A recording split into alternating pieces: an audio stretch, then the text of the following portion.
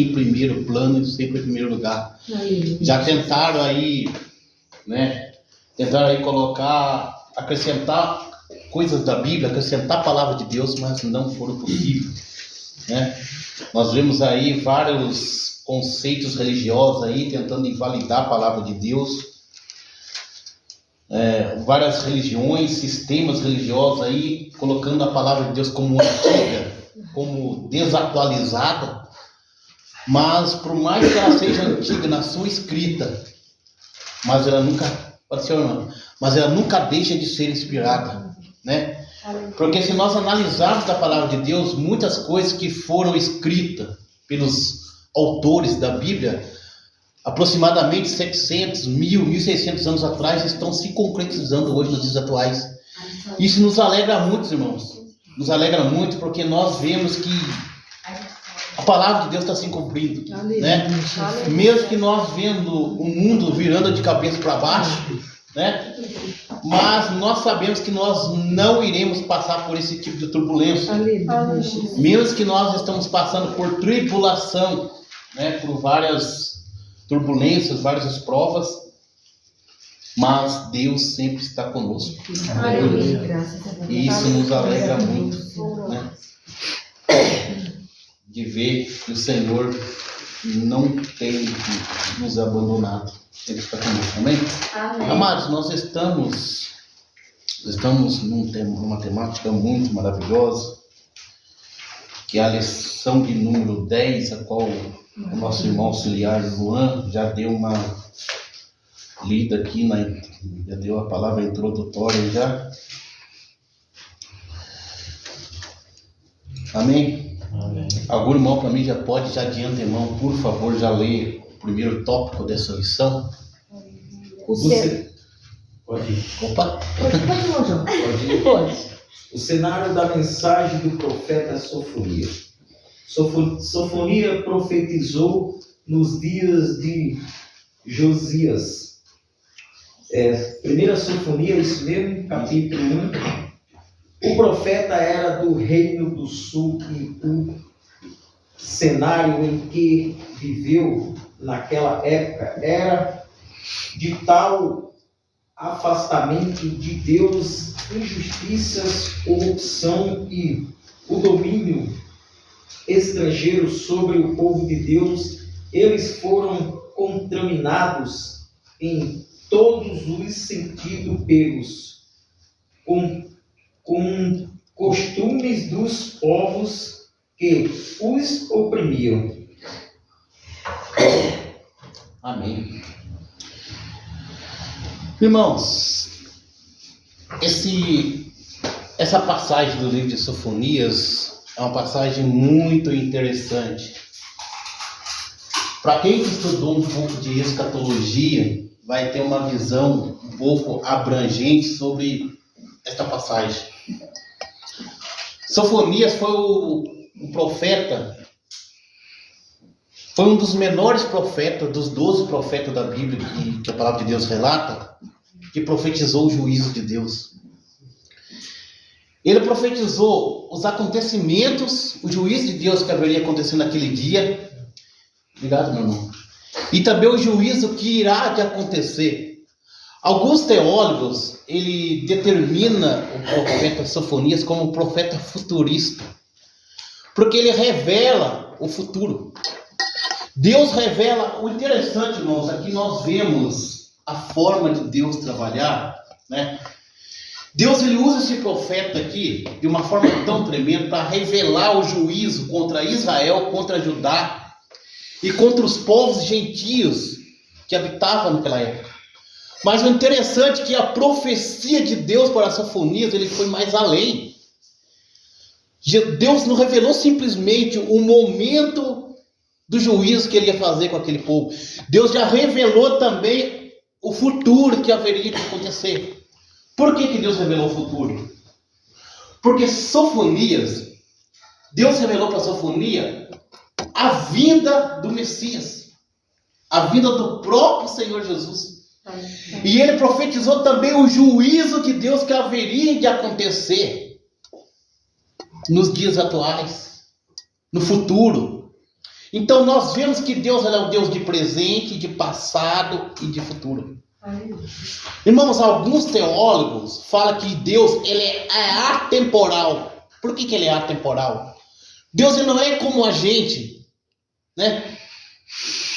Deus ele não é limitado a tempo que nem a gente. Nós temos o nosso tempo para nossos afazeres a tudo. Para nós trabalhar, para nós estudar, para nós viajar. Nós somos limitados a tempo. Mas Deus não, irmãos. Deus ele é atemporal. Deus para ele 1 ano, 1000 anos, 2000 anos, 5000 anos, para ele é da mesma forma. Deus não limita tempo. Então, e Deus aqui, interessante, que ele revelou para o profeta Sofonias o futuro e a punição que ele haveria de dar para o povo assírio, para o povo de Israel e para o povo de Judá. Mas o juízo de Deus, irmãos, todo o juízo de Deus, tanto no Antigo Testamento, como no Novo, assim como a profecia do Novo Testamento não for tão tensa igual no Antigo Testamento, teve profecia. Teve profecia no Novo Testamento, mas no Antigo Testamento a profecia foi mais elevada, por causa de ser do tempo das leis. Né? Não haveria o tempo da graça no Antigo Testamento. Então a profecia daquela época era uma forma de Deus falar com o povo, para o povo ter um despertar, né, das suas atitudes, dos seus comportamentos e voltar-se para Deus. Por isso que a profecia do Antigo Testamento era mais tensa do que no Novo. No Novo Testamento só teve alguns profetas. E se nós for analisarmos no começo do livro de Mateus, o primeiro profeta que profetizou especificamente a vida do Messias no Novo Testamento, com exceção do Antigo, foi o profeta João Batista.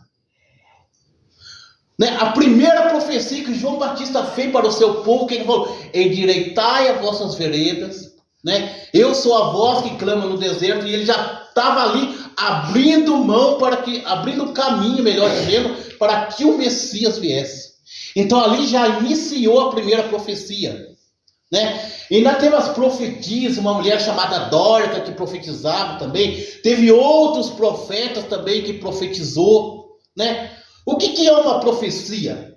A profecia é nada mais, nada menos que uma pregação. Sabia? Uma profecia é uma pregação, né? É lógico que tem outros tipos de profecia, que a pessoa profetiza os acontecimentos, né? Que nem aconteceu aqui no Antigo Testamento. Mas a profecia que está mais sendo utilizada nos dias atuais hoje é a forma de pregar. A partir do momento que você pega a palavra de Deus, você está pregando para alguém, ou em cima do púlpito de uma igreja, você está profetizando. Sabe disso? Então a palavra de Deus ela é retratada como uma profecia. Você lembra que a palavra de Deus, que a profecia não foi escrita por vontade de homens algumas, homens santos falaram inspirados pelo Espírito Santo. Né? Algumas traduções estão falando em escrituras. Mas se você for ler a Bíblia mais atualizada, fala sobre profecia. Por quê? Porque a profecia é uma palavra de Deus. Né? E aqui, o profeta Sofonias, ele profetiza a vinda do Messias, e também ele profetiza a restauração do povo de Israel e a restauração de Judá, né? Agora tem alguns conceitos religiosos aí, irmãos, que não é dispensacionalista. Eu já falei uma vez sobre, alguém sabe o que significa a palavra dispensacionalista? Dispensacionalista somos nós, que somos pentecostais, que acreditamos no arrebatamento da igreja, acreditando que Jesus virá antes da grande tribulação. Isso é chamado dispensacionalista. Por quê? Porque nós, dispensacionalistas, nós fazemos distinção da igreja com Israel. Nós não fazemos uma junção, ou seja, uma união da igreja com Israel. Israel é uma coisa, a igreja é outra. Apesar que a igreja ela surgiu pelo intermédio do povo de Israel, foi através de Israel que surgiu o conceito igreja, o nome igreja, a igreja de Cristo surgiu através do povo de Israel, mas nós fazemos essa distinção do povo de Israel com a igreja. Só que nesta profecia de Sofonias, que estes povos que são dispensacionalistas, né, que não são futuristas, que não fazem distinção, eles acreditam que no período da grande tribulação vai estar aqui nós gentios que não somos considerados israelitas. Então, nesse período da grande tribulação, os gentios vai estar juntamente com o povo de Israel. Mas se nós for analisarmos tanto nos livros proféticos, tanto nos profetas menores, quanto nos profetas maiores, se nós for analisar nos conceitos judaicos, né, na cultura judaica, nós vemos que a igreja não estará aqui na terra no período da grande tribulação. Só que os povos, né, os pós-tribulacionistas, eles veem a profecia de Sofonias como se a igreja estivesse aqui. Como se os gentios que somos nós estivessem aqui nesse período de juízo de Deus. Voltando a falar, esse juízo de Deus profetizado por Sofonias, ele profetizou o passado que ia acontecer naquele momento e também o futuro, que é a vinda do Messias, e a grande tribulação, profetizou o período milenar, profetizou o que haveria acontecer com os povos que ficassem aqui, né? Então, esses povos aqui que eu falei que são pós-tribulacionistas, eles acham que a igreja vai estar aqui. Mas se nós for analisar nas 70... Alguém já ouviu falar das 70 semanas de Daniel? Acho que eu falei aqui uma vez aqui, né? São 70 semanas de anos. Por que 70 semanas de anos? Um ano é equivalente a quantos anos? 12. Não, 7 anos. Isso é no livro judaico. As 70 semanas de Daniel, uma semana é equivalente a 7 anos. Um dia, melhor. Um dia equivalente a 7 anos, nas 70 semanas de Daniel. E 70 semanas é equivalente, 7 vezes 7, 49, 490 anos. Se um dia é 7 anos, 70 e 490 anos. Então, o que acontece nessa profecia de Sofonias? Agora vamos fazer uma junção da profecia de Sofonias com a profecia de Daniel, capítulo 24, não me falo memória, não sei se tem lá, 24, versículo 7, ou Daniel, capítulo 9. Se os irmãos quiserem procurar aí, eu acho que é isso mesmo. Entendeu? Então, se nós for fazer uma junção da profecia de Sofonias com a profecia de Daniel, essas 70 semanas de Daniel, ela vem se encaixar com a profecia de Sofonias.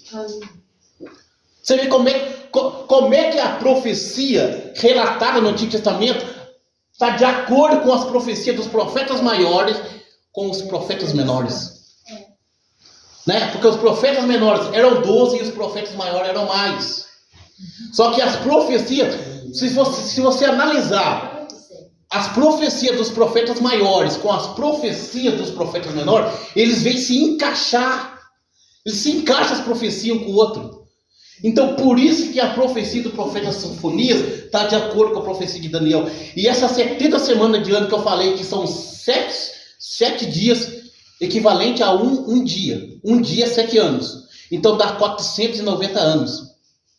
Né? E nós, dispensacionalistas, nós acreditamos que 69 semanas já se cumpriu. Se são 70 semanas, são 70 semanas de anos. Soma, 70 semanas de anos. 69 semanas já se cumpriu. Para 70 falta quantas semanas?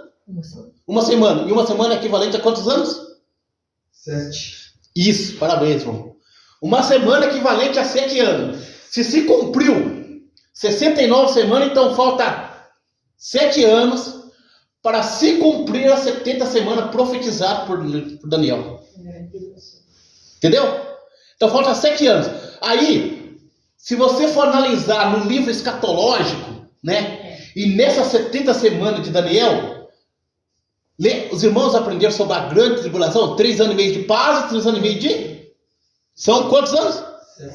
7 anos. Então, se cumpriu 69 semanas, falta 7 anos para se cumprir. Entendeu? Aí o que acontece? Nesses 7 anos, vai acontecer o quê? Né? Os 3 anos e meio de paz, que é o reinado do anticristo. Né? O anticristo viverá antes de Jesus. Ele vai formalizar essa falsa paz para enganar o povo. Ele vai fazer essa falsa paz. Ele sentará no templo de Jerusalém, lá no templo de Salomão, em Jerusalém. Ele vai se titular como Cristo.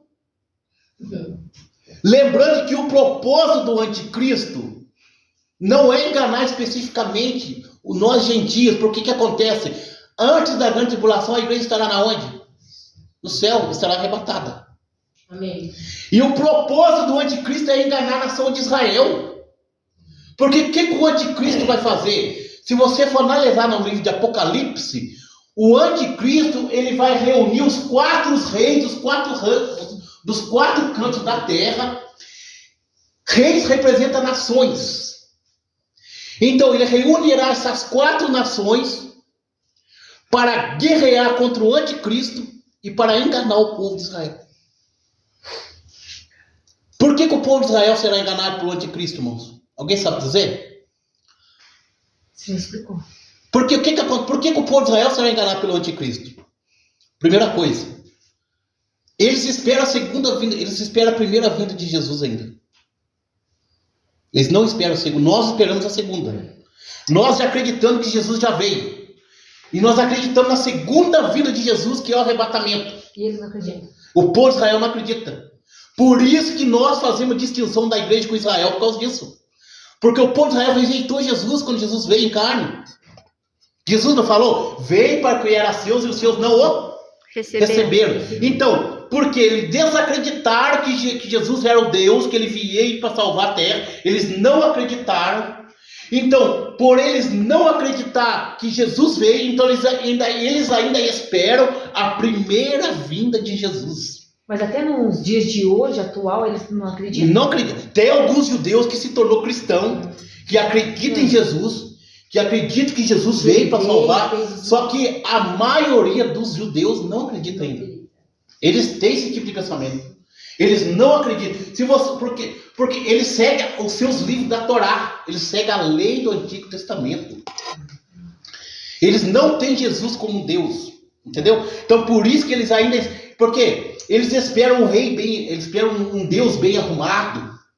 Né? Um Deus muito intelectual. Jesus, ele tinha toda a inteligência do mundo, irmãos. Só que ele veio de forma simples. E por causa dele vir de forma simples, eles não acreditaram em Jesus. Por isso que eles aguardam a primeira vinda de Jesus ainda. Agora, ao motivo da segunda vinda de Jesus. Por isso que a igreja não vai estar aqui. Vai acontecer o arrebatamento. Esse arrebatamento é referente à igreja. A igreja será arrebatada. E na segunda vinda de Jesus, que ele virá nas nuvens, já preguei sobre isso, sobre o arrebatamento aqui já uma vez. Jesus, ele subirá com as nuvens. Ele subirá com as nuvens, mas na volta ele vai descer em cima das nuvens. Aí qual que é o propósito da segunda vinda de Jesus? Qual que é o propósito da segunda vinda de Jesus? É resgatar o povo de Israel. Porque no início, o povo de Israel vai acreditar no anticristo. Eles vão acreditar que o anticristo é Deus. Porque o que acontece, irmão? De acordo com os estudos teológicos, a terça parte da terra será arrebatada. Sabia? Terça parte da terra.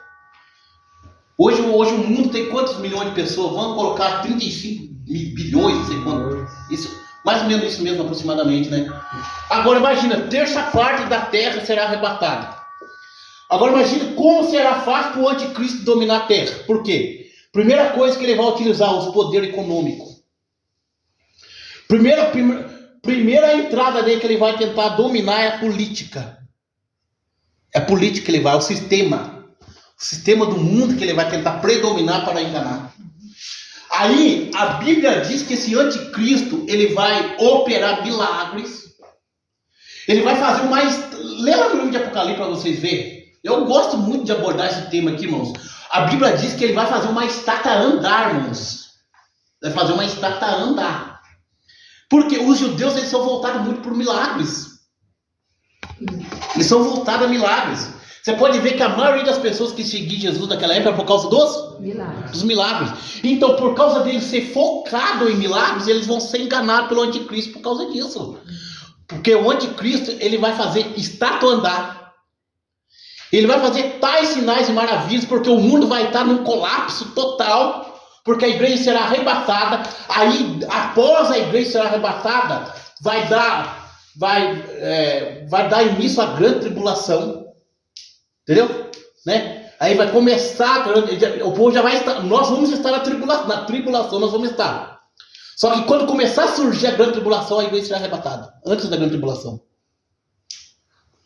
Nós não vamos estar aqui. Aí com o anticristo vai ficar confuso, ele vai se confundir. Por que acontece? Se você for ler lá em Apocalipse, a Bíblia diz que Deus vai fazer chover meteoro do céu. Estrela cadente vai chover do céu. Diz que Deus vai mandar pragas. Em Apocalipse capítulo 6 fala sobre isso, irmãos. Deus vai mandar pragas sobre a terra, nos 4 cantos da terra. No começo vai ser a falsa paz. Aí o que acontece? O povo judeu vai acreditar que Jesus é Deus. Fala, nossa, ó, isso realmente é Deus. Porque está operando milagres. Só que o que acontece? No período da grande tribulação, o anticristo ele perderá o controle da situação. Ele perderá o controle totalmente da terra, porque ele não vai conseguir resolver o problema de todo mundo. Aí o que acontece? Aí o povo de Israel vai cair na real. Ele vai começar a enxergar e falar, opa, esse aí não é Deus não, porque no começo estava tudo bem. Agora que começou a acontecer esses colapsos sobre a terra, ele não está conseguindo ter o domínio de todo mundo. Ele não está conseguindo resolver o problema de ninguém. Que Deus é esse? Aí que ele vai cair, aí como o povo de Israel vai cair na real e vai entender que realmente o anticristo não é Deus nada, não é Jesus nada. Aí o que vai acontecer? O anticristo vai reunir esses 4 reis, lá no livro de Apocalipse. Ele vai perseguir o povo judeu para matar. Pelo fato do povo judeu rejeitar eles, assim como eles rejeitaram Jesus, eles vão ser perseguidos. Aí no período da perseguição, o interessante, se você for ler no livro de Mateus, o povo judeu ele só pode percorrer só 1000 metros, irmãos.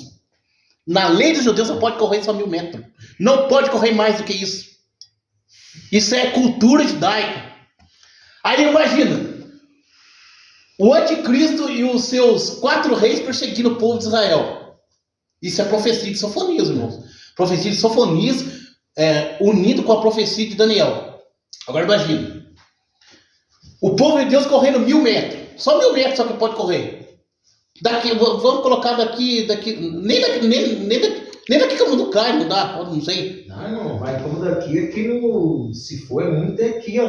Então, no começo aqui da zona centro. Aí, então, 1000 metros, né? Eu estou contando 1000 quilômetros, mas 1000 metros. Se colocar daqui, 1000 quilômetros é fora do Brasil já.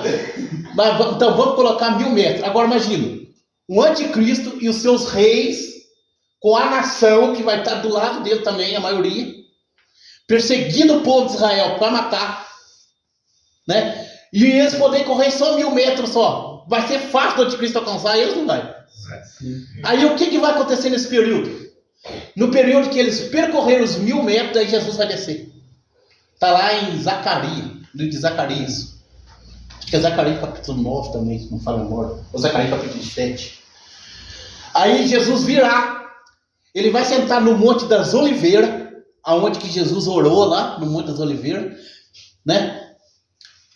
Ele vai sentar no Monte das Oliveiras, e esse Monte das Oliveiras, ele vai abrir em 2 partes, assim como o véu do templo se rasgou na crucificação de Jesus. Esse Monte das Oliveiras abrirá em 2 partes, Jesus vai estar em cima assim, do Monte das Oliveiras, e a igreja atrás, a igreja arrebatada atrás, intercedendo, né? Aí o Monte das Oliveiras vai se abrir, e o povo de Israel vai passar por meio desses 2 montes, dessas 2 pedras, dessas rochas que abrirá. Aí eles vão conseguir escapar da perseguição do anticristo.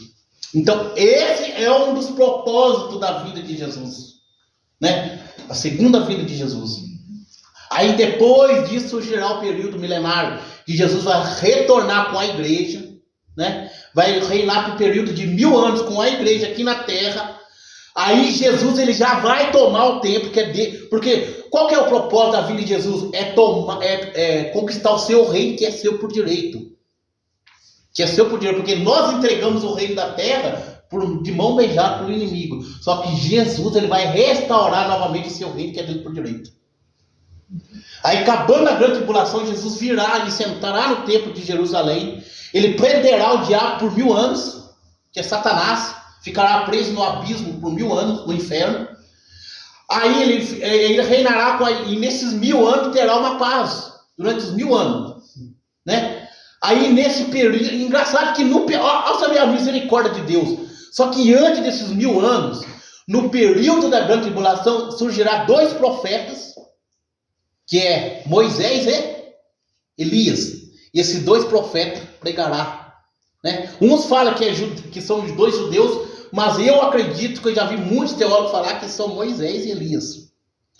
Eles vão pregar para o povo de Israel no período da grande tribulação. Eles vão pregar pelo menos por um período de 1000 dias. Será pregado para o povo, vai pregar para que o povo se arrependa, né? E isso, interessante que isso antes do cálice das 7 taças se despertar. Porque depois que surgiu as 7 taças, não terá perdão mais não. Isso será na abertura dos 7 selos. Aí esses 2 profetas, que é Moisés e Elias, pregará no período de 1000 dias para este povo. E esses profetas serão mortos em praça pública, no meio do povo ali. E eles ficarão aproximadamente 4 dias ali mortos ali no meio da praça. Esses profetas. Aí, então, o propósito de Deus é só que daí eles vão ser mortos, esses profetas vão ser mortos, só que Deus envia esses profetas com o propósito de restaurar. Só que daí o que acontece? O povo não vai se arrepender do mesmo jeito. Aí que Deus vai reinar, vai vir no período milenar, reinar por 1000 anos, com o propósito de dar essa paz para o povo. Só que acontece, no período que vem acabando os 1000 anos, Deus vai soltar o inimigo novamente, e esse inimigo vai enganar o povo de novo, o povo vai ser enganado de novo, não todo mundo. Aqueles que têm o selo do Espírito Santo não serão enganados. Aqueles que já foram arrebatados não serão enganados. Só que aqueles que ficou na grande tribulação, a Bíblia fala, irmão, que o diabo vai ser solto com o propósito de enganar novamente. Então ele vai enganar esse povo será enganado por Satanás. Aí que surgirá a batalha do Armagedon, né? Que acontecerá lá no Monte Megido, que aconteceu 5 batalhas aproximadamente, Monte Megido. Monte Megido significa lugar de batalha. A palavra Megido significa isso, lugar de batalha. Então, nesse Monte Megido acontecerá essa batalha do Armagedon, né? Aí, o inimigo conseguindo enganar essas pessoas, aí que Jesus vai pegar e vai lançar Satanás e aqueles que deu ouvido a ele lá no lago de fogo ardente eternamente. E aí acabou. Aí acabou. Entendeu? Ou seja, a finalidade aqui na Terra. É a finalidade. Você vê que Deus não quer que ninguém faça por esforço, né? Que ele vai vir pregar pro povo e depois vai acontecer esse negócio aí de novo depois disso pra ver se o povo vai querer Jesus ainda ou não.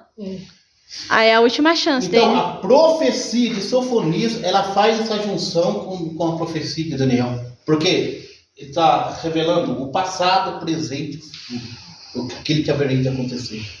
Né? Amém? Lê para mim 1.2, por favor. 1.1, pode ser? Conhecendo um pouco mais do profeta. O nome Sofonias significa Yahvé, escondeu ou ocultou para proteger. Assim como descrito no sentido do Salmo 27, versículo 5. Porque no dia da adversidade me esconderá no seu pavilhão, no oculto, no seu tabernáculo me esconderá. Põe-me sobre uma rocha. Outro estudioso considera-se a possibilidade do significado do nome do profeta Jeová, ocultou, indicar que ele tenha nascido durante o período truculento que marcou o reinado de Manassés no Reino do Sul. Este mesmo rei abraçou a idolatria e a corrupção moral, influenciado pela Assíria, e induziu o povo ao sincretismo religioso. Irmão, esse reinado de Sofonias, ele surgiu aproximadamente no ano 609 ou a 640 a.C. E o profeta Sofonias, ele iniciou a sua profecia no tempo de turbulência, no tempo que o povo estava afastado da presença de Deus, e esse rei Josias estava estava numa calamidade total, né? Implantando idolatria no meio do povo. Então, vocês prestaram atenção que não só o profeta Sofonias, né? Que o nome profeta, a irmã já falou que significa protetor, que Deus protege. Vocês entenderam que todos os profetas que foi levantado por Deus foi sempre no período de turbulência? Nunca foram nos momentos bons da sua vida, né? Sempre foi no momento de calamidade que Deus levantou esses profetas, com o propósito de restaurar o juízo de Deus, irmão. Tem muitas pessoas que têm uma visão contraditória do juízo de Deus, que acham que o juízo de Deus é para condenar. O juízo de Deus não é para condenar.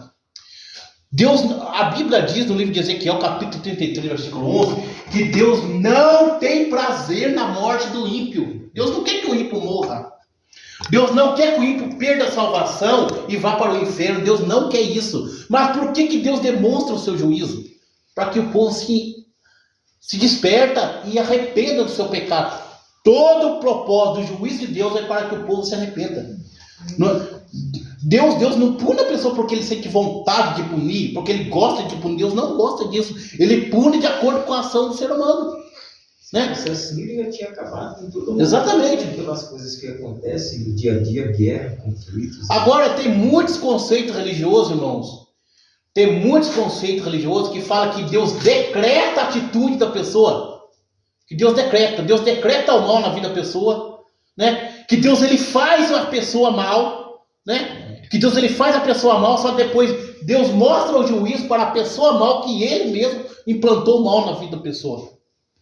Eu já vi muitas pessoas falar isso, eu já tive um debate com muitas pessoas dessa forma, que acreditam que toda atitude errada na vida do ser humano, tanto na minha quanto tanto de qualquer pessoa, diz que é Deus que fez a pessoa dessa forma. Deus não faz ninguém mal.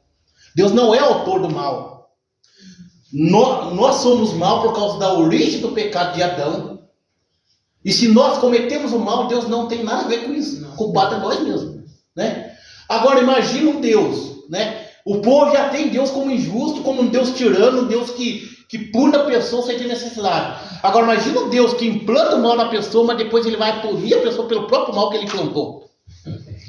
Não tem como. Né? Por exemplo, assim, o Noé é um mentiroso, não é assim, não estou falando que ele é. Né? Ele veio a vida de mentira.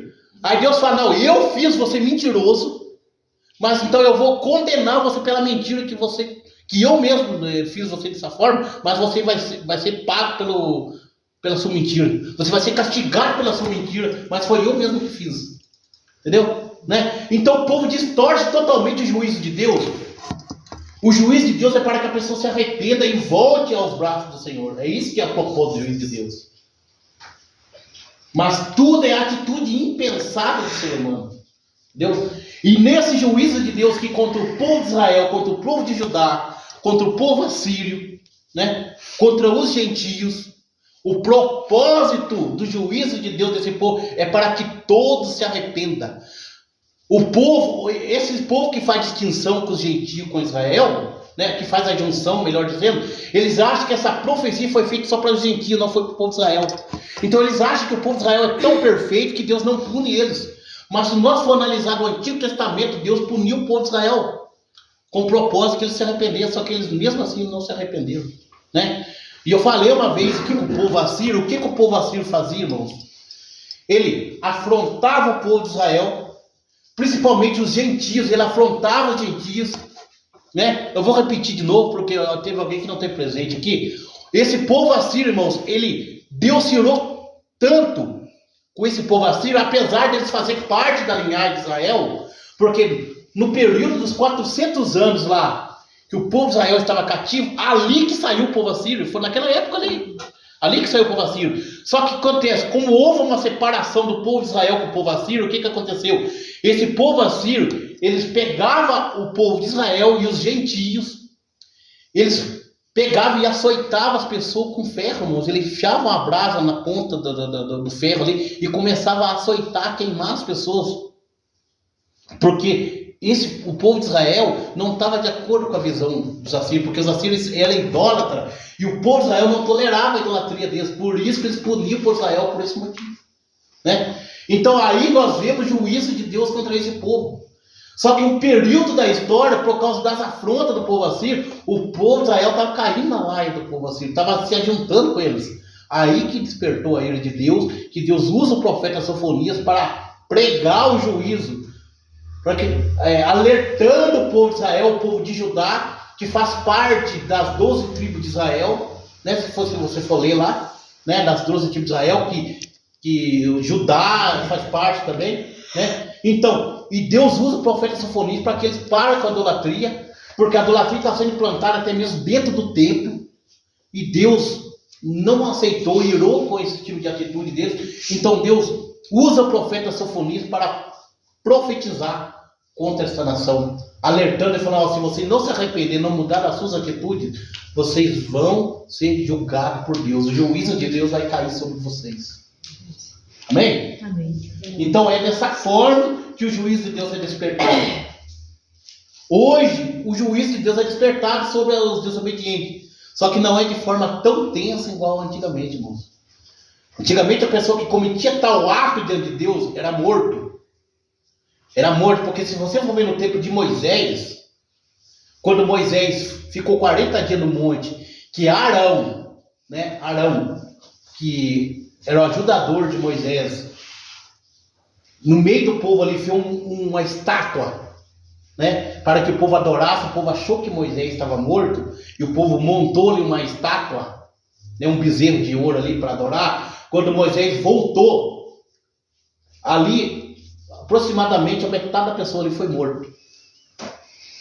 Metade da pessoa foi morta, porque aqueles que estavam do lado da idolatria foram mortos. Entendeu? Então o juízo de Deus é dessa forma. Antigamente era de uma forma mais tensa o juízo de Deus. Mas hoje, como nós estamos no tempo da graça, né, Deus ele cobra. Só que não é Deus ainda dá oportunidade para nós se arrepender. Antigamente dava. Só que era digno de morte. Um adultério, por exemplo, idolatria, Deus mandava matar, né? Então, antigamente era mais tenso o julgamento de hoje. Não. Hoje, por causa de Jesus Cristo, o julgamento era mais branda, né? É mais branda hoje. Hoje eu vejo dessa forma, a visão dessa forma. Quando nós pecamos, por exemplo, quando Deus ele se ira e quer punir o povo, Jesus fala: não, pai,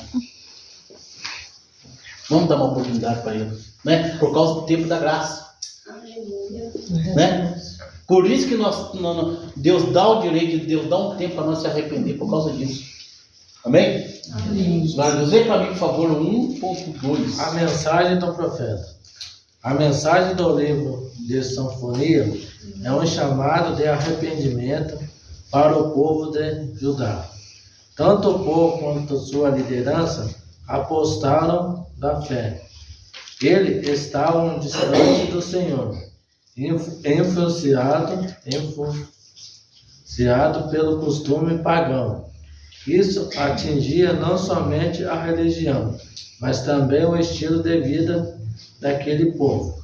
Havia corrupção e injustiças sociais eram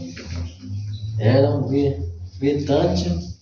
Sinfonia denunciou a injustiça que estava entre a liderança e em determinado grupo do povo. O profeta também direcionou suas palavras para outra nação, como a cidade da Filisteia, para os etíopes, e para a Síria e sua capital, Nínive.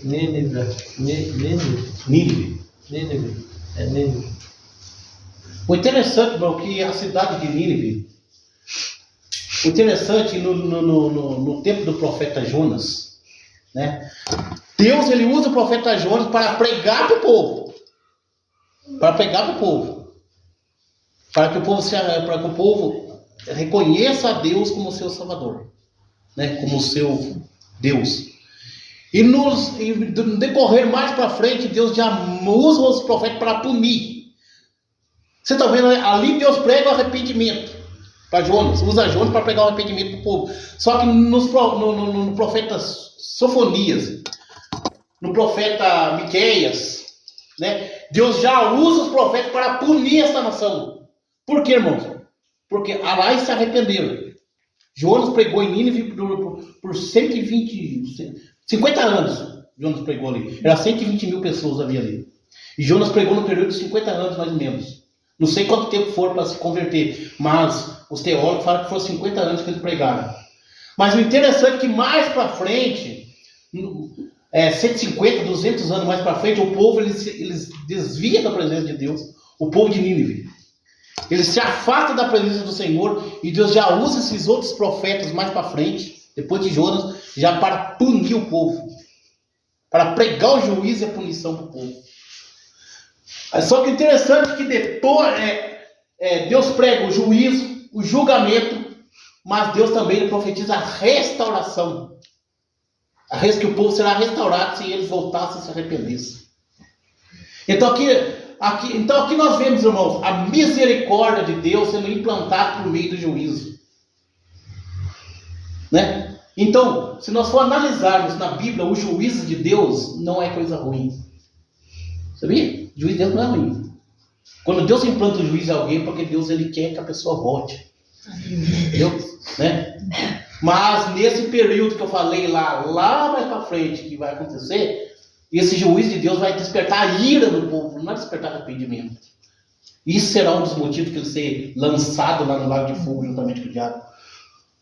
Irmãos, os teólogos falam que mesmo no inferno ali, mesmo a pessoa estando no lago de fogo ardente, eles vão estar com ira no coração.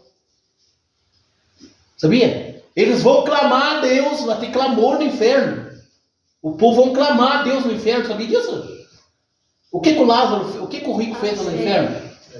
Pai Abraão, pede que Lázaro molhe o dedo na água e molhe na minha boca. Então tem clamor no inferno. Só que o que acontece? Só que vai ter um clamor misturado com ira, com raiva. Eles vão clamar com raiva, não é com arrependimento. Com ódio, né? Com ódio. Entendeu? Né? Tipo a pessoa fazer uma coisa pra você sem vontade de fazer, na raiva, não, eu vou fazer, mas eu tô com raiva. É dessa forma, irmão. Entendeu? Então, por isso que será dificultoso dele se arrepender por causa disso. Amém? Amém. Eu tô falando muito. Controla ele. Lê pra mim, por favor, o ponto 3. A justiça e a esperança. Apesar de uma profecia com duras palavras direcionada ao povo e sua liderança, havia nas palavras de Safonia também um anúncio de esperança e justiça. O Senhor afastou os teus juízes, exterminou o teu inimigo. O Senhor, o Rei de Israel, está no meio de ti. Tu não verás mais mal algum. O cativeiro babilônico traria dor e sofrimento ao reino de Judá, que não atentou para as mensagens que o profeta trouxeram, chamando-o ao arrependimento. Mesmo assim, para aqueles que se voltassem para o Senhor, havia uma mensagem de esperança. Promessa era de que os remanescentes veriam o fim de seus opressores, e a partir disso teriam um recomeço que os permitiria viver de modo diferente, como uma nova configuração social, livre das influências de outras nações. Aleluia, glória a Deus. Então, vocês viram a atitude desse povo babilônico? Irmão, esse povo babilônico, ele pegava o povo de Israel e eles deixavam esse povo de Israel cativo aproximadamente 70 anos, irmãos. Eles ficavam 70 anos sofrendo na mão do povo babilônico. Entendeu? Aí que despertou a ira de Deus, né? O rei Senaqueribe mesmo, que era um rei babilônico, você sabe que esse rei pintou e bordou, irmão. Quando ele foi colocado como rei para conduzir o povo de Israel, ali foi a pior desgraça que aconteceu no meio do povo de Israel naquela época. Porque o rei era desobediente, rei ruim, rei que não respeitava os preceitos bíblicos, as leis, os estatutos de Deus. Aí o que acontecia? Ele punia o povo de Israel por causa disso. Jeroboão também foi.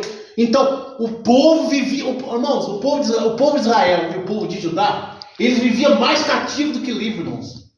Ele era mais cativo do que livre. Porque acabavam 70 anos, eles voltavam para o Senhor, se arrependiam, mas depois que ele começava ali a dar uma extraviada, Deus usava o Senaqueribe. Você sabia que Deus usava até o povo babilônico para punir o povo de Israel? Deus usava, irmãos.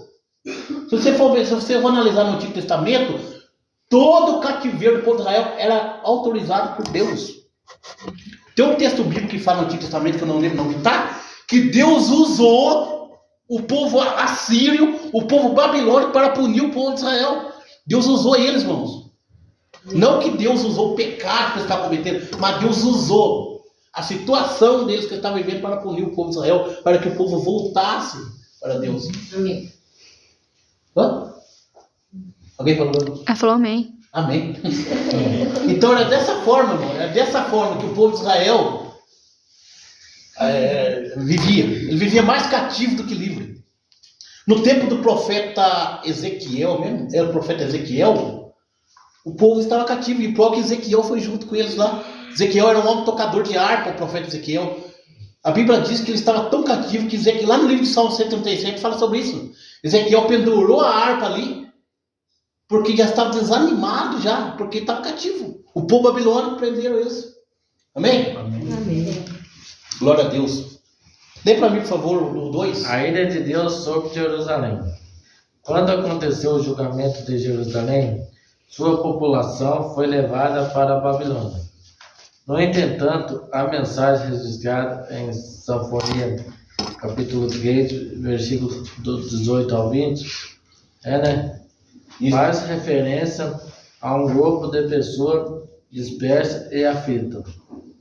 Os remanescentes, a quem Deus traria de volta da Babilônia para Jerusalém, depois do exílio de 70 anos, essa restauração teve início quando o Sírio permitiu que o judeu voltasse à sua terra natal. Essa volta do judeu e Judá, em cumprimento à profecia de Sinfonia, é uma prefiguração da redenção final da terra. Aí, a redenção final da terra. No livro de Apocalipse. A redenção final, ou seja, a palavra redenção significa restauração, da restauração de Deus. Esses remanescentes que a Bíblia está falando é o próprio povo de Israel. Esse remanescente é os remanescentes que será restaurado por Jesus Cristo. Né? Porque o propósito de Deus era restaurar o povo de Israel no meio das mãos do babilônico, para que eles voltassem na tua terra de origem. Você sabia? O interessante, irmãos, que o povo de Israel era tão abençoado que ninguém conseguiria tomar a terra, e ninguém consegue tomar a terra até hoje, o povo de Israel. Muitas pessoas tentam predominar a terra de Israel e não conseguem, e naquela época da mesma forma. O propósito do povo de Israel estar exilado, o propósito desse acontecimento é que o povo de Senaqueribe, o povo dos assírios, o povo filisteus, né? O propósito dele era tomar a terra de Israel, porque eles deixando o povo de Israel cativo, a cidade de Jerusalém estará vazia. Seria fácil deles tomar. Só que o que acontece? Só que o que acontece? Mesmo a cidade de Jerusalém estando vazia, mas era controlada por Deus. Deus, ele cuidava da terra de Jerusalém, porque é uma terra prometida por Deus. Ninguém invadia, ninguém invadia, até hoje ninguém invade. Não consegue invadir até hoje. Apesar de visitar, pode visitar, mas tomar a terra ninguém consegue tomar. Ninguém consegue predominar a terra de Israel por causa disso. Porque mesmo o povo de Israel estava desobediente com Deus, mas Deus cuidava da terra. Deus cuidava da terra, porque era uma terra prometida, uma terra abençoada. E até hoje é abençoada ainda. Aleluia. Amém? Glória a Deus. Então, a propósito da profecia de Jeremias era restaurar o povo de Israel. Lembra para mim, por favor, 2.1. A ira do Senhor. O dia da ira do Senhor, no livro de Sinfonia, no capítulo 1, versículo 14 e 17, sugere um tempo sombrio, com as palavras indignação, angústias, desolação, escuridade e trevas. no livro de Sofonia, no capítulo 1, no versículo 15, para aqueles que viveram no pecado e se voltaram contra Deus, não há meios de escapar. Mas esse dia terrível também extinguirá a maldade sobre a terra e também a indiferença daqueles que pensam que Deus permanece alheio, ou seja, as mazelas do ser humano são aquelas pessoas céticas que, apesar de não negarem a existência de Deus, ninguém se crê em sua intervenção no mundo. No livro de Sofonia, no capítulo 1, versículo 12. Amém. Irmão, interessante, aqui, fala sobre a ira de Deus. Mesmo Deus punindo aquele povo, né, que aos olhos humanos aparenta ser severamente, a punição de Deus contra aquele povo, mas Deus, ele tem um autocontrole emocional da situação. Mesmo Deus irando, né, que aos nossos olhos, nosso Deus, ele é muito injusto, aos olhos de muito, mas Deus, ele tem um autocontrole. Ele tem um autocontrole, ele tem controle emocional. Eu falei uma vez aqui que a palavra ira de Deus, no hebraico, significa raivá afadonai. Eu falei uma vez aqui. Por que significa raivá afadonai? Significa que Deus assoprou fogo pelas narinas. Deus assoprou fogo pelas ventas, pelas narinas. Agora, você imagina Deus soprando fogo pelos narizes, irmão, por causa da atitude do ser humano. Mas por quê? Mas mesmo a tradução hebraica dá esse tipo de referência sobre a ira de Deus, mas Deus, ele tem o autocontrole, Deus, ele é controlado. Mesmo Deus se irando, né? Mesmo Deus ficando nervoso com a atitude do homem, mas ele é controlado. Só que Deus é assim, irmãos. Deus, ele não é que nem o homem que chega no extremo. Nós chegamos no extremo. Nós, se o ser humano ficar dando muita raiva para nós, ele fala aqui, rapaz, já passou os limites. Chega. Né? Mas Deus não é assim, não. Deus, ele mesmo se irando, mas Deus, ele tem um autocontrole. Por que eu falo que Deus tem um autocontrole? Quando Deus destruiu a terra, destruiu a população da terra por causa da atitude do homem, Deus preservou a vida de quem? De Noé. Então, isso que leva que a ira de Deus, ele é controlada. Deus ele não perde o controle da situação. Deus, ele demonstra o seu juízo para o ser humano de uma forma limitada. Deus, ele não é menos poderoso e também... Daí ele fala, nossa, Deus é muito poderoso. Deus não é muito poderoso. Deus não é menos poderoso e nem muito poderoso. Porque se Deus fosse muito poderoso, ele perderia o controle da sua situação. E se Deus fosse menos poderoso, seria um Deus menor do que os outros. Vocês estão vendo como é que a gente tem que saber, né, fazer uma análise sobre a potência, a onipotência de Deus, sobre o poder de Deus, né? Falar, Deus ele é poderoso, irmãos, ele é poderoso. Mas não existe muito poderoso e nem menos poderoso. Deus, ele é poderoso. É o todo, né? Deus é tudo. Ele é mais poderoso que tudo, mas ele é poderoso. Entendeu? Né? E eu falei sobre a onipotência de Deus. Não sei se a irmã Néia estava aqui. O que é a onipotência de Deus? A palavra onipotência significa Deus pode todas as coisas. Mas sabia que Deus não pode tudo? Você sabia? Por que Deus não pode tudo? Ele é onipotente, mas ele não pode tudo. Deus, ele pode criar outro Deus? Não. Deus pode mentir? Não. Deus pode pecar? Não. Então, vocês estão vendo como é que a gente tem que entender o conceito de onipotência de Deus? Não é verdade, né? Então, muitas vezes a gente fala que Deus pode todas as coisas. Então a gente tem que analisar, né? Analisar o conceito de onipotência para a gente saber. Porque se você falar que Deus pode tudo, então Deus pode pecar, Deus pode mentir, Deus pode roubar, né? Então, Deus não pode criar outro Deus igual a Ele, entendeu? Então a onipotência de Deus mesmo significando que ele pode todas as coisas, mas se você for ver no contexto hebraico quanto grego da Bíblia, não é o sentido de poder todas as coisas. É o sentido de controlar. Você está vendo? Sentido onipotência significa o sentido de controlar todas as coisas, não o sentido de poder. Né? Mesmo Deus ele tendo controle de toda situação, de toda a forma globalizada da Terra, mas Deus ele não pode fazer tudo. Né? Porque que acontece? Se Deus ele pudesse pecar, ele já ia interferir no seu caráter. Deus não é um homem de caráter. Deus não tem caráter. Né? Se Deus pudesse construir outro Deus igual a ele, então ele seria um Deus pequeno. Não seria um Deus maior do que todas as coisas. Então, isso que nós devemos entender, o conceito de onipotência de Deus. Eu quando comecei a estudar a onipotência de Deus, irmãos, eu já vi muitos teólogos falando sobre onipotência. Deus ele pode tudo, Deus pode todas as coisas. Agora, onipresente eu sei que ele é. Onisciente ele é, ele sabe, pode todas as coisas. Né? Ele está presente em todos os lugares. Mas a onipotência de Deus tem coisas que ele não faz, que ele não pode fazer. Amém? Amém. Né?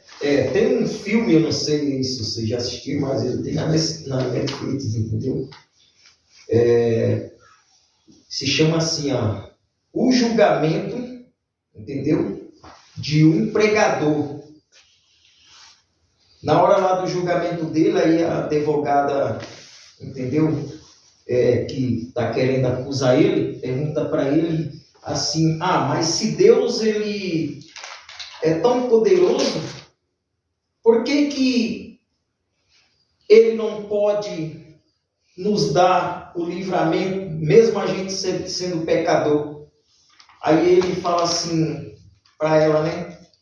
Para você entender isso, você teria que entrar na própria mente de Deus para entender, Amém. Para entender a própria mente dele, ou seja, você teria que viajar para saber tudo sobre Deus, mas você não sabe, ou seja, Deus sabe tudo sobre você, mas você não sabe tudo sobre ele. Exatamente. Entendeu? Aí é onde ele começa, sabe? É bonito. Eu estudei.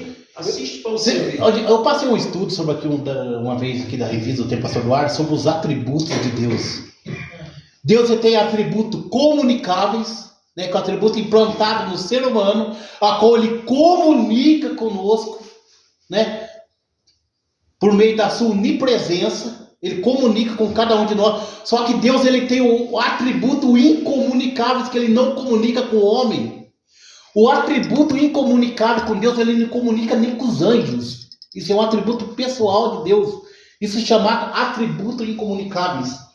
O que é o atributo incomunicável? Isso que você falou, é a mente de Deus. Nós não conseguimos definir a mente de Deus. A Bíblia, o profeta Isaías, irmãos, ele fala uma definição, né, sobre a mente de Deus. O que ele fala? Os nossos pensamentos não são iguais aos seus pensamentos. Então, o nosso pensamento não é igual ao pensamento. Então, irmão, se você for tentar entender a mente de Deus, você fica maluco, irmão. O próprio apóstolo Paulo fala, as minhas...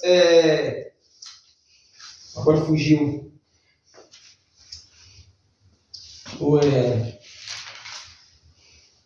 Nesse mesmo sentido aí.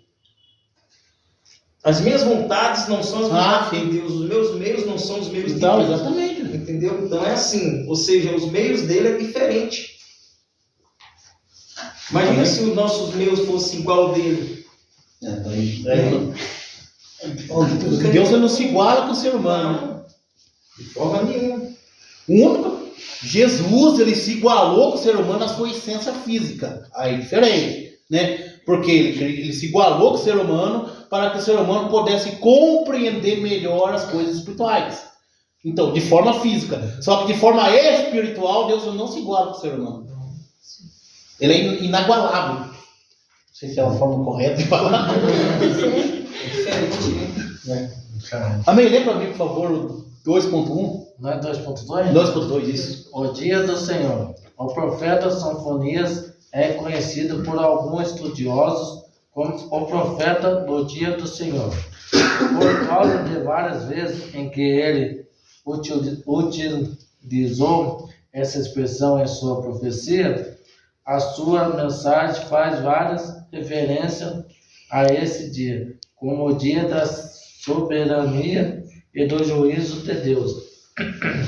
O grande dia do Senhor está perto e se apressa muito a voz do dia do Senhor. Amargamente clamará ali o homem poderoso. Essa mensagem não determina um dia específico, nem um lugar determina, mas um tempo. Naquela época, essa palavra estava relacionada à invasão e dominação babilônica sobre Judá. Isso aconteceu 20 anos depois da profecia de Sofonia. Olha que interessante, viu? Irmãos, a palavra dia do Senhor, ela tem vários significados. Primeiro, no Antigo Testamento, a palavra de Deus, ela representava o dia do Senhor, era representada tanto como juízo, como o dia sabate. Eu falar do dia sabate, que é o dia de sábado. Porque a palavra dia do Senhor representa descanso. Sabia? Então, só que tem vários significados que eu falei. Representa descanso, que é o sábado, que os judeus guardavam o sábado. Até hoje os judeus guardam. E representa juízo. Só que esse dia do Senhor que Sofonias está falando aqui é o dia do juízo. E esse dia do Senhor abrange tanto no Antigo Testamento quanto no Novo. Joel profetizou o dia do Senhor também. O sol se converterá em trevas e a lua em sangue antes que venha o dia terrível do Senhor. Não fala sobre isso? Né? Então o dia do Senhor ela é mais relatado no Antigo Testamento. Só que esse dia do Senhor se refere à profecia no tempo que Sofonias profetizou, no tempo de outros profetas profetizou, e também a profecia vindouro, os acontecimentos vindouros que irá acontecer, ao qual já foi abordado aqui. Amém? Né? Então este que é o dia do Senhor. Amém? Lê para mim, por favor, o 2.3. A restauração e alegria. Havia a profecia do dia do Senhor, mas também o profeta anuncia que a alegria em Jerusalém seria restaurada. Isso leva a conclamar a cidade para cantar e alegrar. A razão para isso era que Deus, o poderoso, estaria lá para salvá-la. A sua presença era sinal de força e proteção contra todo o mal. Amém. Pode continuar, mano. Acabou. Aí são 3. Pode dar o 3? Pode dar o 3 já. Já tá. Safonia para hoje. A coragem e a ousadia de Safonia são uma inspiração, pois ele ensina que não importa a classe social, status ou prestígio nos ambientes políticos e o problema do pecado é um problema de todos os homens. Isso precisa ser anunciado com coragem e ousadia. Aleluia. Aqui fala que, ó, ao utilizar este conceito em sua pregação, o dia do Senhor é um dia de julgamento e purificação. O interessante é que antes da purificação vem primeiro o julgamento. Porque Deus, irmãos, Deus antes dele purificar a pessoa, ele corrige a pessoa primeiro. Né? Antes, porque para que a pessoa venha se arrepender. Você lembra que no Novo Testamento fala que toda atitude tem as suas consequências? Isso, as consequências da nossa atitude já é um juízo de Deus sobre as nossas vidas. Não é isso? Se você comete um pecado, você vai pagar as consequências dos seus erros, e isso já é um juízo de Deus. Porque as consequências das suas atitudes já é determinado pelo próprio Deus, as suas consequências. Então isso já é um juízo do Senhor. Né? Então, para que o povo volte para o Senhor, para que o povo se arrependa das suas atitudes, Deus primeiro ele planta o seu juízo, ao qual ele fez com o povo de Israel e o povo de Judá, para que o povo primeiro venha se arrepender, venha falar, opa, para que o povo venha se enxergar, falar, opa, nós está pagando, nós está tendo as consequências porque nós erramos. É igual o ladrão da cruz, né? O que o ladrão da cruz falou para o outro ladrão? Que estava murmurando, se tu és o filho de Deus, então por que não salva aqui e salva nós também? Aí o que o outro ladrão falou? Você não sabe o que está falando, você é um tolo. Nós estamos aqui, Nós estamos aqui porque nós merecemos. Este homem não fez mal nenhum. Estão vendo que interessante? Este homem não fez mal nenhum, mas nós estamos pagando pela nossa atitude. É isso que Deus quer, irmãos. Por isso que Deus implanta o juízo, para que o povo venha reconhecer que ele está pagando o preço por causa do seu próprio comportamento errado. É isso que Deus faz, né? Então o juízo de Deus não é para punir as pessoas para o inferno. Por isso que na abertura dos 7 selos, né, vai ter gafanhoto durante os 5 meses afrontando o povo, né? O povo será morto no período da grande tribulação, mas isso é o juízo de Deus. O povo vai ter oportunidade de se arrepender. O povo, eu já vi muitos pregadores, irmão, pregar dessa forma. No juízo de Deus, no período da grande tribulação, as pessoas não têm mais perdão. Não, isso. A Bíblia não fala sobre isso. Acho que a tribulação ela já vem para que a pessoa se arrependa. A grande tribulação virá para que as pessoas se arrependam. Agora, não obterá mais perdão quando as 7 taças for derramadas. Aí não tem mais perdão. Só que na abertura dos 7 selos, né? Na abertura dos 7 selos, Deus vai dar oportunidade para as pessoas se arrepender. Por que acontece, irmão? Se Deus não desse oportunidade para essas pessoas se arrepender, então não precisava desses 2 profetas descer para pregar para o povo. Né? Eu já vi muitas pessoas falar, no período da grande tribulação não tem mais chance. De pessoas mesmo que se dizem entendedor da Bíblia, fala que no período da grande tribulação não tem mais perdão. Irmãos, o próprio João teve a visão que pessoas foram salvas no período da grande tribulação. Pessoas vão ser salvas, me disso. Pessoas serão salvas no período da grande tribulação. Porque quando João, na ilha de Pátimo, ele teve a visão do céu, a Bíblia diz que João ele viu uma visão que não podia contar, eram inúmeras pessoas. Aí João pergunta, pai Abraão, quem que é esse? O que Deus fala? Esses são que veio da grande tribulação. Então, isso quer dizer que na grande tribulação a pessoa vai ser salva. A pessoa vai ter oportunidade da salvação. Só que acontece? O Espírito Santo ele vai se ausentar por uma certa distância da terra. Ele não vai ser retirado literalmente da terra. Eu já vi muitas pessoas pregar dessa forma. No período da grande tribulação, o Espírito Santo vai sair da terra, não vai estar mais na terra. Não, ele vai se ausentar. Assim como Deus se ausentou no livro de Malaquias por 400 anos. Deus não deixou de profetizar no período de 400 anos. No período da grande tribulação vai ser a mesma coisa. O Espírito Santo ele vai se ausentar, ou seja, ele vai estar longe. Ele não vai ser retirado. Ele vai estar longe, tipo assim, o irmão aqui e eu aqui. O Espírito Santo ele vai estar observando de longe. Por quê? Se no período da grande tribulação as pessoas vão se arrepender, vão ter oportunidade de se arrepender, quem que é a função de convencer a pessoa do pecado, da justiça e do juízo? Então, como é que o Espírito Santo vai ser retirado da terra se as pessoas vão se arrepender? O Salvador aqui, em Apocalipse 7, 14 fala, e eu disse-lhe, Senhor, tu sabes. E ele disse-me, esses são os que vieram da grande tribulação, lavaram suas vestes e branquearam no sangue do Cordeiro. Então, por que lavaram as vestes? Porque eles foram martirizados. Eles foram mortos. É isso que a irmã leu aqui, entendeu? Então eles vão ter oportunidade de salvação. Agora, aquele que, por isso, irmãos, quando Jesus fala, né? Eu já vi muitas pessoas pregar, toma a sua cruz e nega-se a si mesmo. Quando Jesus ele cita esse tipo de negar a si mesmo, está se referindo à grande tribulação, irmãos. Sabia disso? É da grande tribulação que o próprio Jesus está se referindo. Quando ele fala assim, se quiser vir após mim, negue-se a si mesmo. Está se referindo a nós negar a nós mesmos para seguir Jesus e está se referindo também à grande tribulação, porque no período da grande tribulação as pessoas vão ter que negar a sua própria vida. Vai ser pela dor, né? Vai ser pela dor. Eles vão ser torturados, vão ser massacrados. Só que se eles tiverem amor em si mesmos, eles não vão herdar o reino do céu. Mas não vai ser. Amor, né? Não vai ser fácil.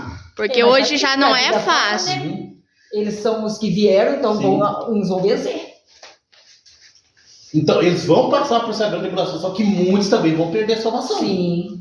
Porque muitos não vão, porque vão criar ódio no coração, igual eu falei. Eles vão criar uma raiva de Deus, e eles, mesmo na hora da morte, na ânsia da morte, eles não vão se arrepender.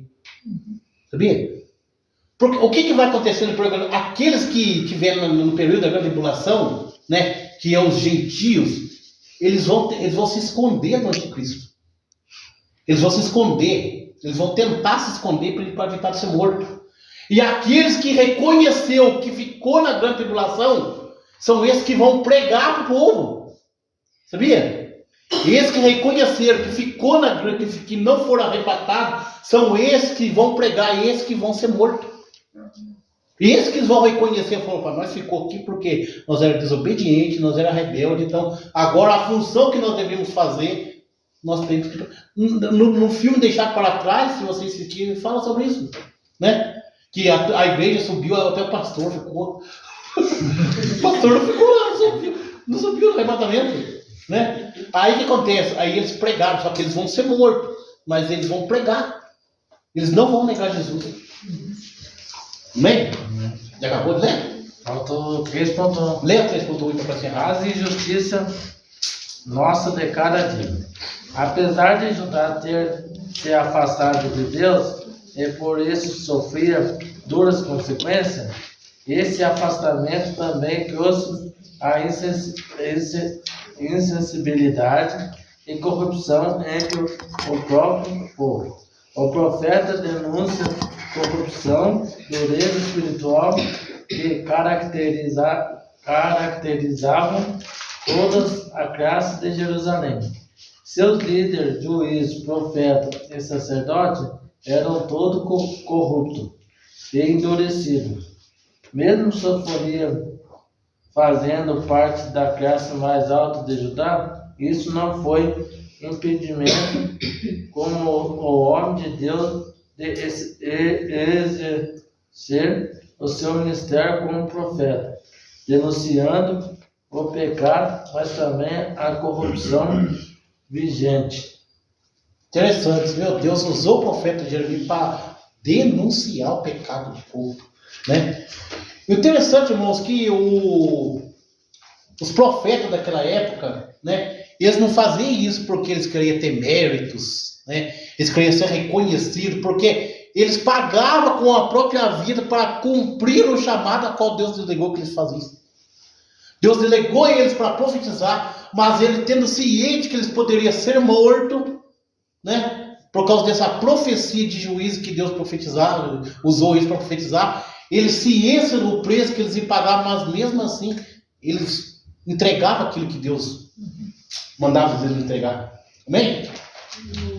Lê para mim, por favor, o 3.2. A esperança em dias sombrios.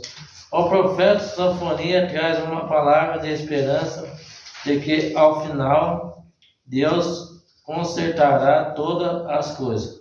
Quanto a justiça está distorcida, quanto o certo é o certo e o errado parece ter o mesmo valor, quando os líderes se tornaram corruptos e não há quem confiar, o caminho mais fácil e óbvio parece ser o desânimo. Quando além disso tudo, os líderes religiosos falham, é preciso lutar para não permitir que o Santíssimos tome conta da fé. Sofonia dá a garantia de que ainda podemos confiar em Deus. Mesmo em dias sombrios, a fé do cristão pode ser um raio de luz para iluminar a vida de outros que estão ao seu redor. Aleluia. Então, irmãos, é isso que acontece no dia de hoje. Por quê? A justiça terrena, né? A justiça terrena, ele tem o certo por errado. Né? O certo por errado, o errado vira, o certo vira errado e o errado vira certo, né? Isso que causa decepção muito no ser humano, principalmente para nós cristãos, né? Mas a justiça de Deus é diferente, irmãos. O que vocês entendem a palavra justiça de Deus? Que Deus ele é justo. Ou seja, Deus ele pesa cada um na mesma balança. Eu falei isso aqui uma vez já, né? Deus ele pesa cada um no mesmo balanço. Tanto quem roubou, quem matou, quem prostituiu, quem cometeu todo tipo de pecado, diante de Deus vai ser julgado da mesma forma. Ah, eu contei uma mentira, o meu João cometeu um homicídio, um exemplo. Deus não vai julgar mais o irmão João porque ele cometeu homicídio. Né? E vai julgar menos eu só porque eu contei uma mentira. Não, diante de Deus, a justiça de Deus é tudo por igual. Né? Deus ele pesa tudo na mesma balança. Não é só porque o irmão João cometeu um pecado mais agravado do que o meu, ele tem que carregar 100 quilos, eu tenho que carregar 50. Deus não. Se for colocar 100 quilos nas costas do João, Deus vai colocar 100 quilos no meu também. Porque Deus ele é justo. Né? A lei terrena é falha, agora a lei de Deus não. A justiça de Deus é tudo por igual. Né? Agora, voltando ao assunto da grande tribulação, que nós falamos que muitos vão ser salvos na grande tribulação. Só que nós não devemos ter esse desejo de ficar na grande tribulação, tá, irmão? Misericórdia. Mas eu vou ser salvo mesmo, então eu vou fazer o que quero, vou fazer tudo errado. Não, Mas aí vai ser pela dor, vai ser pior. Então, Porque agora é pelo amor, né? a Bíblia diz, graças a Deus por isso. A Bíblia diz, bem-aventurado aquele que subia no primeiro arrebatamento, primeira ressurreição. Né? Você sabia que haverá 2 arrebatamentos na Bíblia? 2 arrebatamentos na Bíblia. Por quê? Primeiro, a Bíblia diz, os que dormiram em Cristo ressuscitarão primeiro. Isso não é. E nós que ficarmos vivos seremos arrebatados juntamente com ele nas nuvens. Ou seja, será 2 arrebatamentos, tudo de uma vezada só. Os vivos serão arrebatados e os mortos vão ressuscitar para ser arrebatados também. Então é 2 arrebatamentos que haverá. Mas isso aí é questão de tempo, né? Não, por isso que fala que é iminente por causa disso. Né? É iminente. A Bíblia diz que é no piscar de olho, assim como o relâmpago vai do ocidente, assim será a vinda do Filho do Homem. Entendeu? É no piscar de olho, irmão. Já era. Né? É por isso que muitos vão. Eu tô aqui do lado da Graziele, que daqui a pouco olha. Cadê a Graziele? Sumiu. Ela foi o quê? Glória a Deus. Lembra o 3.3, por favor? Confiança nas promessas. O profeta Sanfonia pretendia incentivar os seguidores fiéis do Senhor, assegurando-lhe que Deus conservaria um remanescente e no fim cumpriria a promessa feita aos antepassados. Essa certeza deveria ajudá-los a perseverar em tempo difícil e enxergar com grande expectativa o período que seguiria o juízo iminente. Haveria purificação e regozijo, ou seja, uma restauração completa com bênção para os habitantes daquela cidade. Glória a Deus. Aleluia. Então, isso acontecerá também no período milenar. As pessoas vão se regozijar diante de Deus, entendeu? Você sabia que no período milenar os animais vão voltar de novo assim igual no Jardim do Éden? Sabia? Né? Os animais vão ficar do lado dos cavalos, do lado da ovelha, não vai ser feroz que nem está sendo hoje por causa do pecado do homem, entendeu? Então no período milenar, por isso que é um período de restauração. O povo vai estar restaurado, vai ter um período de 1000 anos de paz. Como se fosse no início. Como fosse no início, exatamente.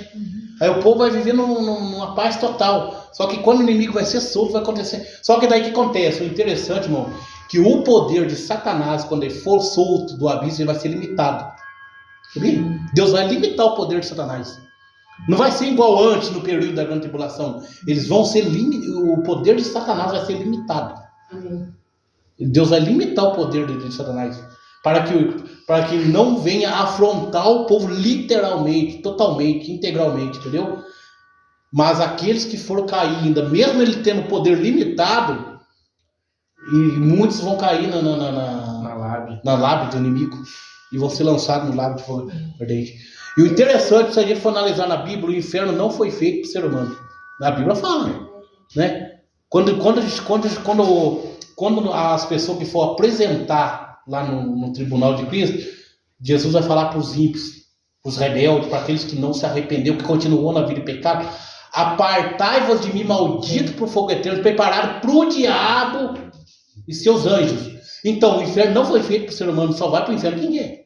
Mas o inferno não foi feito para o ser humano, né? Amém? Então, agora, esse conceito que o Gabriel não gosta muito que eu cite esse nome aqui do calvinista, né?